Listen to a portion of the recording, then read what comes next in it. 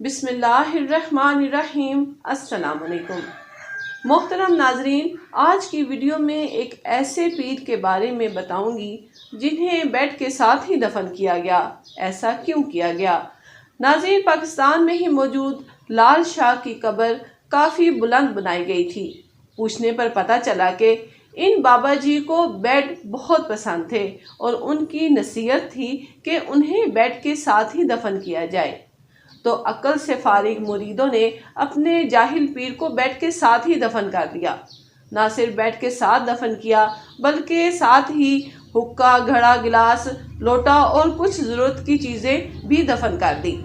हालांकि इन बाबा जी को पूरी ज़िंदगी किसी ने नमाज पढ़ते, रोज़ा रखते नहीं देखा था। सारी ज़िंदगी मलंगी में ही गुजार दी।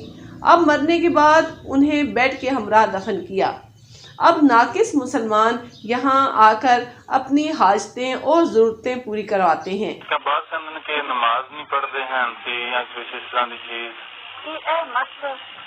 अच्छा, ये कोई नहीं दुनियादार है, कोई ना दुनिया ने ना गल्ला की नमाज भी नहीं पढ़ते सी ना आसानी नमाज पढ़ते देखे उन्होंने दे सिर मौके आके बैठे हैं। हाँ जी, वो है मस्त मलंग।